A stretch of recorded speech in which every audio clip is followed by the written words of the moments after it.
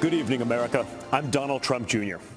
We're here tonight to talk about the great American story, to talk about this country we all love, this land of promise and opportunity, of heroes and greatness. Just a few short months ago, we were seeing the American dream become a reality for more of our citizens than ever before.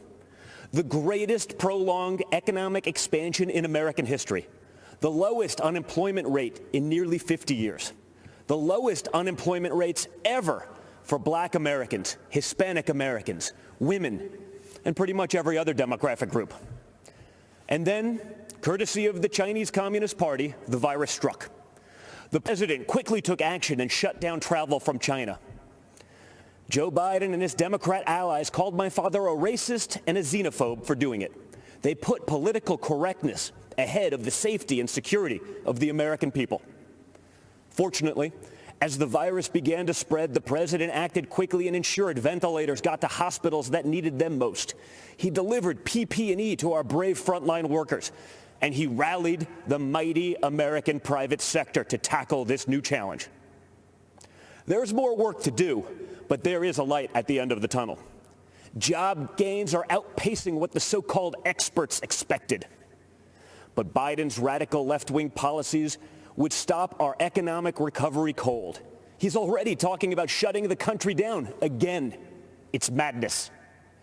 Democrats claim to be for workers, but they've spent the entire pandemic trying to sneak a tax break for millionaires in Democrat states into the COVID relief bill.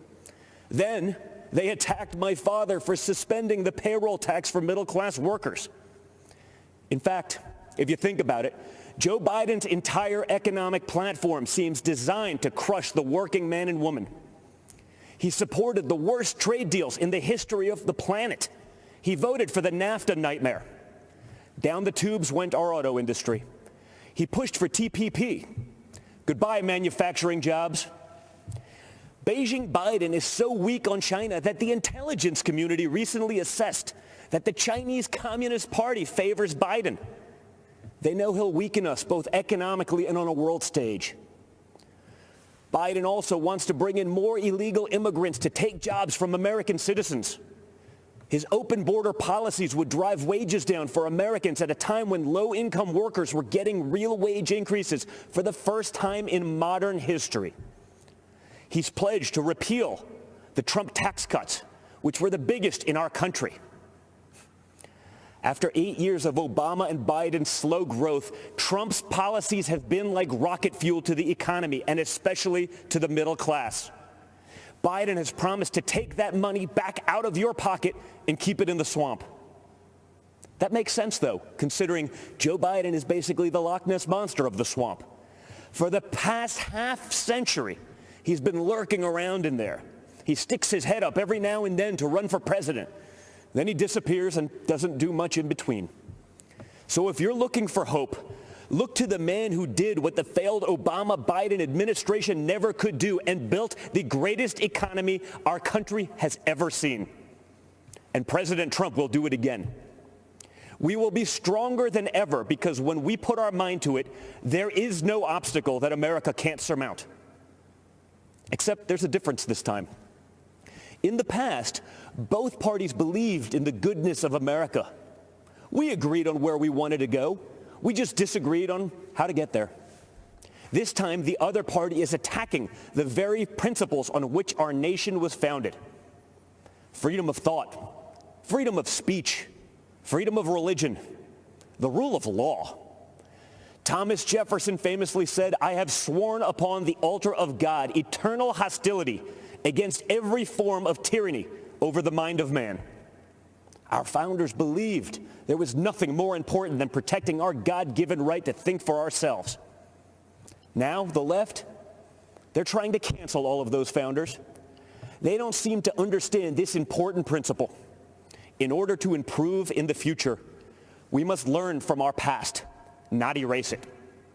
So we're not going to tear down monuments and forget the people who built our great nation. Instead, we will learn from our past so we don't repeat any mistakes. And we will work tirelessly to improve the lives of all Americans.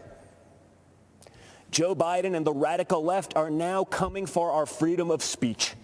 They want to bully us into submission. If they get their way, it will no longer be the silent majority. It will be the silenced majority. This has to stop. Freedom of expression used to be a liberal value, at least before the radical left took over.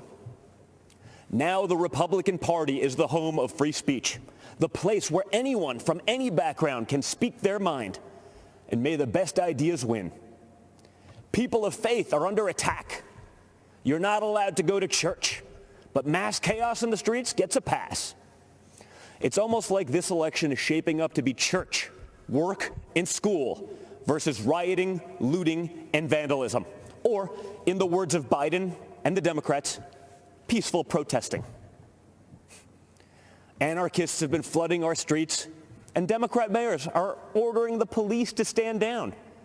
Small businesses across America, many of them minority-owned, are being torched by mobs.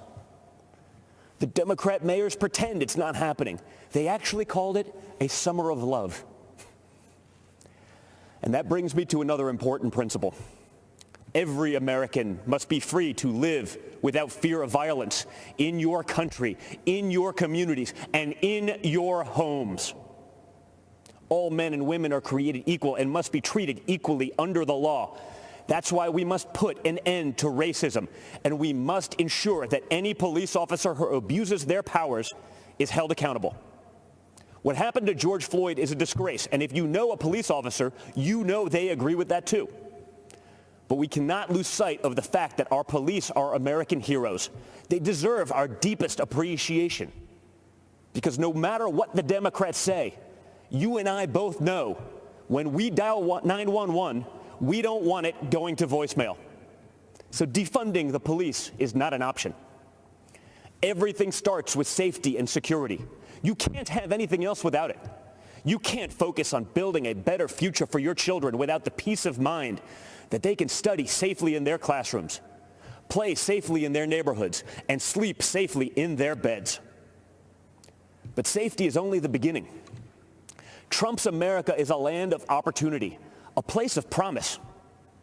I was fortunate enough to grow up in a family that could afford the best schools and the finest universities. But a great education cannot be the exclusive right of the rich and powerful. It must be accessible to all. And that's why my dad is pro-school choice. That's why he's called education access the civil rights issue, not just of our time, but of all time. It is unacceptable that too many African American and Hispanic American children are stuck in bad schools just because of their zip code. Donald Trump will not stand for it. If Democrats really wanted to help minorities and underserved communities, instead of bowing to big money union bosses, they'd let parents choose what school is best for their kids. They'd limit immigration to protect American workers. They'd support the police who protect our neighborhoods. They'd learn how to negotiate trade deals that prioritize America's interests for a change. They'd end the endless wars and quit sending our young people to solve problems in foreign lands. They'd cut taxes for families and workers. They'd create opportunity zones that drive investment into inner cities. In other words, if Democrats cared for the forgotten men and women of our country, they'd do exactly what President Trump is doing. America is the greatest country on earth, but my father's entire worldview revolves around the idea that we can always do even better. Imagine the life you want to have, one with a great job, a beautiful home, a perfect family. You can have it. Imagine the country you want to live in, one with true equal opportunity, where hard work pays off and justice is served with compassion and without partiality. You can have it. Imagine a world where the evils of communism and radical Islamic terrorism are not given a chance to spread, where heroes are celebrated and the good guys win. You can have it. That is the life. That is the country. That is the world that Donald Trump and the Republican Party are after. And yes, you can have it. Because unlike Joe Biden and the radical left Democrats, our party is open to everyone.